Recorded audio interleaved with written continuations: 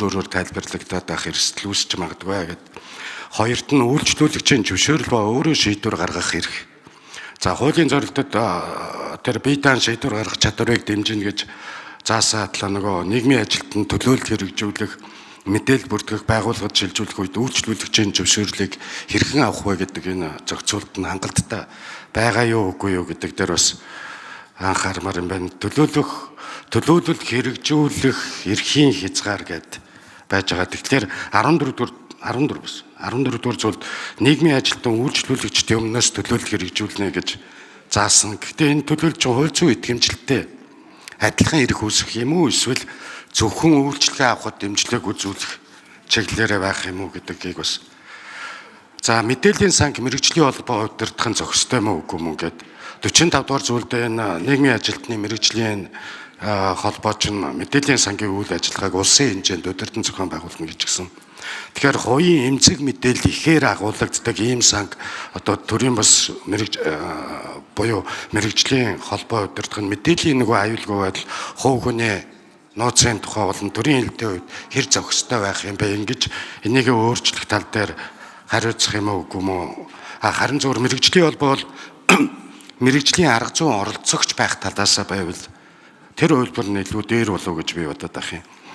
Тэгээ нийгмийн ажлын үйлчилгээ хүүхд хөгжлийн бэрхшээлтэй хүн хүчирхийллийн охирогч ахмад настай амьдралын хүнд нөхцөлтэй иргэдийн эмзэг мэдээлэлтэй бас шууд холбоотой. Тэгэхээр нөгөө төслийн мэдээллийн сангийнхаа бүлэгт энэ мэдээллийн сан алдагдсан тохиолдолд яах вэ? Хэн яаж ямар хариуцлага хязээ өгөх юм бэ гэдэг асуудал. За нийгмийн ажилтны улс төрийн эрхийг бүрэн хоригдсан асуудлууд байж байгаа. Тэр нь хэд байлаа? 39.1-т байж байна. Нийгмийн ажилтнанд улс төрийн үйл ажиллагаа явуулах улс төрийн намын гишүүнчлэлтэй байхыг хоригдсан. Энэ хоригч нөгөө төрийн албаа агч бол мэдээж ойлгомжтой. Тэгэхээр нөгөө төрийн бүс байгууллага хуваараа үйлчлэгээ үзүүлж байгаа нийгмийн ажилтныг яах юм? Үндсэн хуулиар олгогдсон нөгөө улс төрийн эрх, үйлчлүүлэгчийн эрх энэ асуудлууд дээр ямар байх юм? Үйлчлэгээ үзүүлэх үедээ улс төрийн нөлөөлөл ашиглахгүй байх гэж засаж өөрчлөл зүг болов гэж бодоод байна. За нийгмийн ажилтны холбооч өөрөө бүртгэл хөтлөх, сургалт зохион байгуулах эднэр гэдэг ингээд ёс зүйн хариуцлага хүлээлгэх, хянах, шийтгэх гэдэг ингээд энэ олон стандарт тогтоох эднэр олон эрхүүдийг ингээд зэрэгцүүлэн төвлөрүүлчих нь ашиг сонирхлын зөрчил үүсэхгүй юу? Энэ юунууд ч нэг чиг үүргээ дотор нь жоохон салгах барих зүйл дээр нь анхааруул зүг болов гэж бод. 33 дугаар зүйлдээ болохоор гомдлыг холбооны ажлын алба хүлээн авч хорооныхон гишүүдэд хуваарлаж улмаар хороо нь өөрөө шийдвэрлэхээр байгаа. Тэгэхээр үйлчлүүлэгч нь үйлчлэгээ үзүүлсэн байгууллага нийгмийн ажилттай холбоонд одоо ямар нэг тийм бүтцтэй холбоотой маргаан гарвал хараад бусаар шийдвэрлэх тийм баталгаа байна уу үгүй юу гэдэг дээр нь бас анхаарч үүн дээр бас хилцээд ихлүүл зарчмын зөрүүтэй саналуудыг өгнө гэсэн юм бодол. За Батбаатар гişүү асуултыг үүсгэх асууч. За 23 тэр 2-2-т нь байжсэн нийгмийн ажилтнууд нь мэрэгжлийн хариуцлагын даатгалтай байх тийм шаардлагыг тавьчихсан байна. Тэгэхээр Монголд одоо яг ийм төрлийн даатгалын бүтээгдэхүүн бэлэн байгаа мó хуулийн хэрэгжилтэнд энэ чинь өөрөө гацаа болчих юм биш үстэй мэрэгжлийн даатгал гэж тавьчаад байдаг. Тэгээд тэр төсөлдөө боловсрол эрүүл мэнд шүүхийн шийдвэр одоо нийгмийн хамгааллын салбарт нийгмийн ажил хэрэгжинэ гэж заасан ч гэсэн тухайн салбаруудын нийгмийн ажилтны удирдлага, тайлагнал, төсөв, арга зүйгээ хэн нэгтгэх юм. За 37-1-4-т нийгмийн ажилтны төрийн байгууллага албан тушаалтны нөгөө хууль бус шийдвэрийг биелүүлэхээс татгалзсан гэсэн байна. Харин хувийн байгууллага сургууль эмнэлэг асрамжийн газар зэрэгт ажил олгогчийн хууль бус үүрэг даалгавраас татгалзах хамгаалт туссан зүйл харагдаж өгөхгүй байгаа даа. Эднэрт. За хууль санаачлагч отхоны саран чулуун гишүүн хариулъя. За Батбаатар гишүүний асуултанд хариулъя. Баярлалаа. За нэгдүгээрт ер нь мэрэгжлийн холбоотой зохицуулалт дээр давтан сургалт, мэрэгжлийн чадваржуулалт угаасаа шилжилтийн одоо хуулийг шилжилтийн зохицуулалтаар тусгасан байгаа. Тэгэж одоо сургачиж одоо байгаа 60% гаруй яг бакалавр нь өөр чиглэлээр сурсан нийгмийн ажлын орон тойрон байгаа ажилтнуудаа сурах нь өөрөө мэргэжлийн албаны үүрэг рүү чиглүүлж өгч байгаа гэсэн. Тэгэхгүй бол бид нар анханасаа одоо ийм мэргэжлийн хүн байна гэж шаардчих юм бол одоо дутагдaltaй байгаа дэр нэмээд дахиад одоо хүний нөөцийн дутагдал орох ийм асуудал гараад байгаа гэсэн үг. За өөрийн шийдвэр гаргах эрх буюу төлөөлөх эрх гэдэг дээр за өөрийгөө илэрхийлэх чадамжгүй буюу одоо асран хамгаалагч юм уу ямар нэгэн байдлаар өөрийгөө илэрхийлэх чадамжгүй хүмүүс байдаг. Тэн дээр хөгжлийн бэрхшээлтэй хүмүүс ч байж болно. За энэ дээр нийгмийн ажилтнууд олон улсад бол төлөөлөн ажиллах одоо ялангуяа хууль шүүхийн процесс дээр хамт байлцдаг ийм туршлага бас байдаг юм аа. Тэгэхээр энэ зарчим руу бид нэр шиглэж байгаа учраас энийг одоо тусгаж одоо тогтцолсон байгаа гэсэн үг. Тэгэхээр нийгмийн ажилтан өөрөө одоо хувь хүнд чиглэсэн гэр бүл чиглэсэн үйлчлэг үзүүлэхдээ зөвшөөрөлөөс авдаг байгаа. Зөвшөөрөл, нууцыг хадгалах, тэр тухайн үед ямар үед нууцыг нь ямар үед ашиглах вэ, ямар үед одоо холбон зуучлах вэ гэдэг дээр зөвшөөрөл авдаг ийм мэргэжлийн процесс болдог. За 3 дахь асуулт нь мэдээллийн сангийн тухай асууж байна. Мэдээллийн сан бол одоо байгаа нийгмийн сэтгэл зүйн энэ одоо нийгмийн эрүүл мэндийн үйлчилгээнүүдийн өөр салбарт цуглуулгадж байгаа мэдээллүүдийг нэгтгэх хоорондын уялдаа холбоог хангах ийм бүтцийн асуудлыг ярьж байгаа. Маш их өгөгдлийг бид нар одоо 4-5 салбарын 20-30 бараг асуумжаар авдаг ийм мэдээлэл мөртлөө хоорондоо уялдаа холбоо багтаа учраас 4 салбарын төрийн байгууллагууд өөрсдөө мэдээлэл нийлүүлэгчийн статустайгаар тийшээ мэдээлэл оруулдаг ийм бүтцийг угсрахах зорилготой гэсэн. Тэгэхээр энэ дээр бол хувь хүний эмзэг мэдээллийг бүх одоо нийгмийн ажилтан ч юм уу ямар нэгэн гишүүн ороод авдаг ийм бүтцийг бол энэ одоо мэдээллийн сан дээр зураагүй байгаа. Гэтэ энэ дээр би бас нэмэлт хариултыг ажлын хэсгээс бас хариулж өгөөч гэж хүсэж байна. За нийгмийн ажил ба улс төрийн эрхийн заалтыг бид нэр эргэж харъя. Санаачлагч гишүүд болон ажлын хэсгийн гишүүдээр бид нэр эргэж харж бас эргэж харах хэрэгтэй гэж бодож байна. За мэргэжлийн холбоо өөрөө ёс зүйн хороотой. Нийгмийн ажил бол өөрөө хүний хамгийн эмзэг одоо хүнд өөрийгөө хамгаалах чадваргүй ч юм хамгийн эмзэг ийм бүлгийн хүн амд хүрдэг үйлчлэг учраас ёс зүйн шаардлага нэлээд өндөр тавих хэрэгтэй байдаг. Хүний хувийн нөөц. Тэгэхээр энэтэй холбоотой асуудлыг олон улсад мэргэжлийн холбоо зохицуулдаг бүтцтэй учраас энийг энэ одоо хуулийн бүтцэд оруулж өгсөн байгаа маа. Тэгээд сонгуулиар тэрийгэ шалгаруулдаг. Холбоо нь өөрөө бас дотроо дэд бүтцүүдтэй сургалтын хэсэг, ёс зүйн хэсэг гэдэг ингэ байхаар зохицуулж байгаа. За би Бянуу Туркогоос ажлын албанаас нэмэлт хариултуудыг хүсье. Ажлын албанаас. За 4-р микрофон ажлын хэсэг хариулъя. Батбаатар гишүүний асуултанд хариулъя. Хуульч оюун болд байна.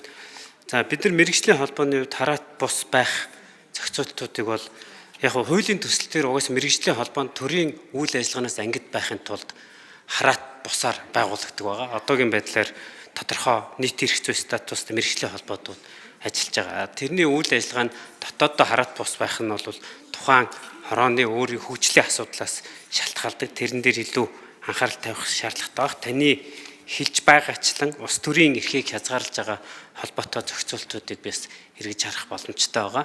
Яг нь ер нь бол дэлхийд дахин мэргэжлийн үйлчлэгээ үзүүлдэг одоо хуульч ч юм уу те сэтгэл зүйч ч юм уу ийм усуд дээр зарим тохиолдолд улс төрийн эрхийн хязгаарлалтууд тавигддаг юм билээ. Тийм учраас хуулийн төсөл дээр харьцуулсан судалгаа хийгээд энэ байдлыг томьёолсон байгаа. Шаардлагатай бол бас ажлын хэсгээр цаашд ярих болцоотой байна. Баярлалаа. За баярлалаа. За Хүрлбаатарын Булган Туяа гишүүн асуултаа асууя. За Саранчлан гишүүн хамт өргөн мэдүүлсэн одоо гишүүдтэй анхдагч бас энэ хуулийг улсын хурлаар оруулж бэлтгэн хэлэлцүүлж байгаад бас баяр хүргэе. Ер нь манай улс нийгмийн хамгааллын асуудлыг нэг л хөдөлмөр нийгмийн хамгааллын салбар халамж тараах төдийгтнээр шийдэх юм шиг боддог. Нийгмийн одоо халамжийн шинэ хуулийг улсын хурлд өргөн барихаар нийгмийн хөдөлмөр нийгмийн хамгааллын гэрүүл одоо нийгмийн хамгааллын яам бас ажиллаж байгаа.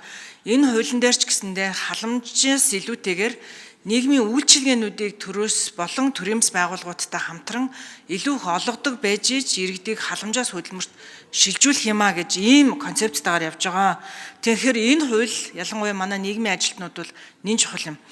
Би энэ хуулийг төсвийн хувьд бол боломжгүй гэж засгийн газраас дэмжээгүй гэдэг үл ойлгохгүй байна. Энэ дээрс ерөөсөө нэг мэдээллийн сан байгуулах, за шинэ хуулиас сурчлагатай холбоотой нэг жоохон зардал гарахаас өөр улсын төсвөөс нэмж гараад ах зардал бол бараг бага.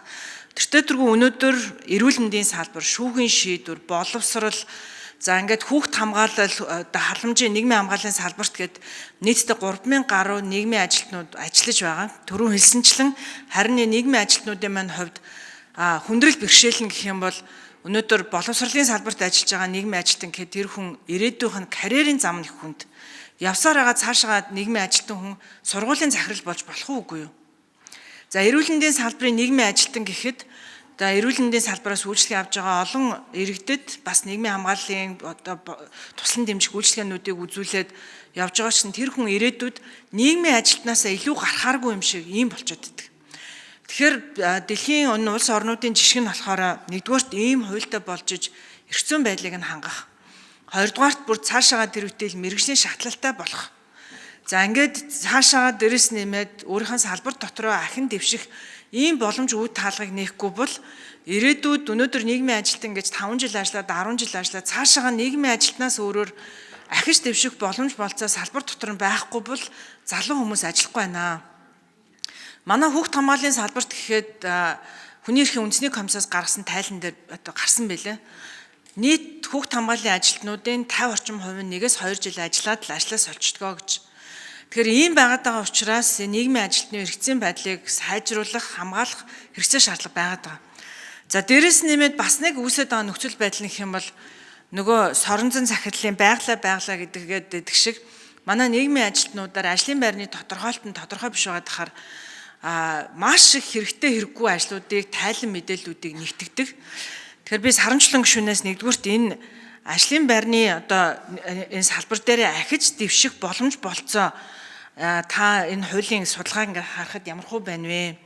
За хоёрдугаарт дээрэс нь нэмээд мэдээллийн сангийн тухай оруулсан байна. За энэ ганц төсөв гарч улсын төсвөөс дэмжлэг хэрэгтэй байгаа нь энэ гэж хэлсэн хэд орчим төгрөгийн төсөв өөр үнэтэй холбоотой энэ хуультай холбоотой ямар төсвүүд гарна гэд засгийн газрын зүгээс дэмжихгүй гэдэг юм бэ. За манай нийгмийн ажилтнууд цаашдаа ер нь ахиж дэвших боломж болцоог бид нар хангахад юун дээр анхаарах ёстой юм бэ гэдэг энэ хідэн асуултыг асуух гэсэн. Тэгээ дээрэс нь нэмээд бид нар ер нь нэг зөвхөн нийт шаардлагатай төсөл арга хэмжээнд дээр л санхүүжүүлнэ гэсэн мөртлөө сая 2026 оны төсөв дээр 1.3 их найдын шин төсөл хөтөлбөрийг улсын хурал дээр ажлын хэсэг дээр дэмжигдээд түүнээс нь бараг 400 орчим тэрбум төгрөг нь үндэсний аудитын газраас зураг төсөвгүй төсвийн тухай хууль зөрчсөн. Дараа нь одоо төсвийн ерөнхийлөл захирагч сайд нарын ч гэсэн үүнийг аваад хэрэгжүүлэхэд их хүнд төсөл хөтөлбөрүүдийг баталсан шүү. Тэгэхээр яг